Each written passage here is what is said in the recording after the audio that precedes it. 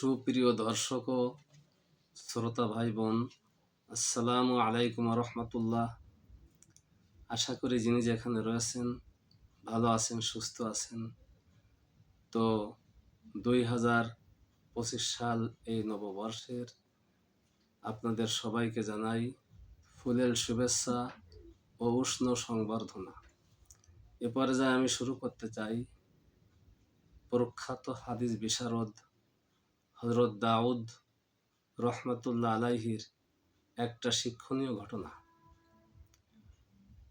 আমরা জানি সিহাসেত্তা অর্থাৎ হাদিসের বিশুদ্ধ 6খানা গ্রন্থ, তার মধ্যে অন্যতম হলো আবু দাউদ শরীফ।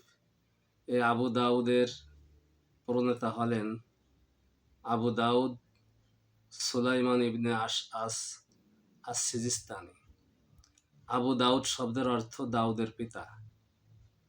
তো হযরত আবু দাউদ সুলাইমানের দাউদ নামে কোনো সন্তান ছিল না।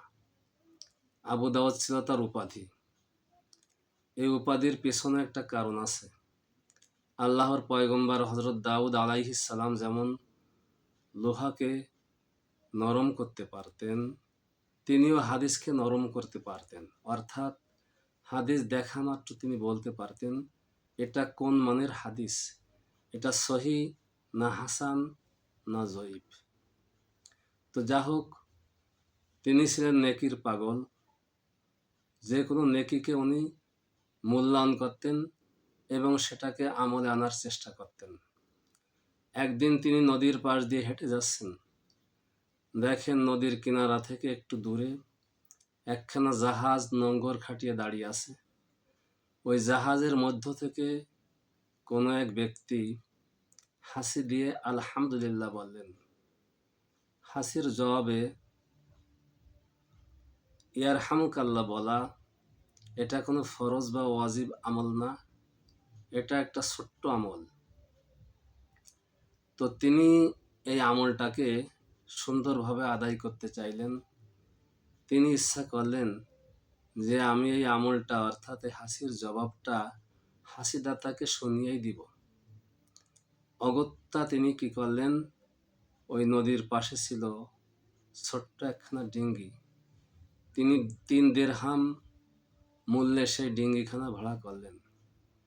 তিনি সেই ডিঙ্গি যে ওই জাহাজের কাছে যে ব্যক্তি হাসি দিয়েছিলেন তাকে ডাকলেন এবং তাকে শুনিয়ে হাসির জবাব ইয়ারহামুকাল্লাহ বললেন। বাস এতটুকু বলে উনি আবার কিনারায় চলে আসলেন এবং ডিঙ্গিওয়ালাকে 3 দিরহাম মূল্য পরিশোধ করলেন।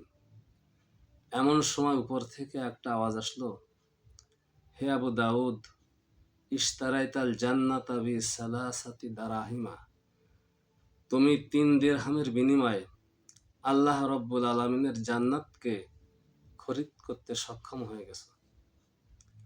সুবহানাল্লাহ।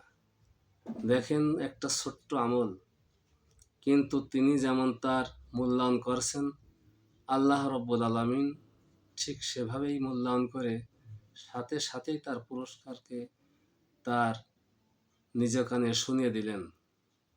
তো এই ধরনের অনেক ছোটোখাটো আমল আমরা করি বটে, কিন্তু সেটাকে সুন্নত হিসেবে করি না।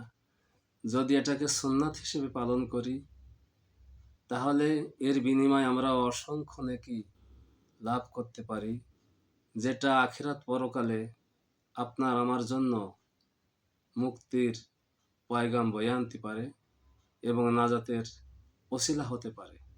আল্লাহ রব্বুল আলামিন সবাইকে, বড় হোক ছোট হোক, সব ধরনের আমলকে অত্যন্ত গুরুত্বের সাথে বাস্তবায়ন করার তৌফিক দান করুন।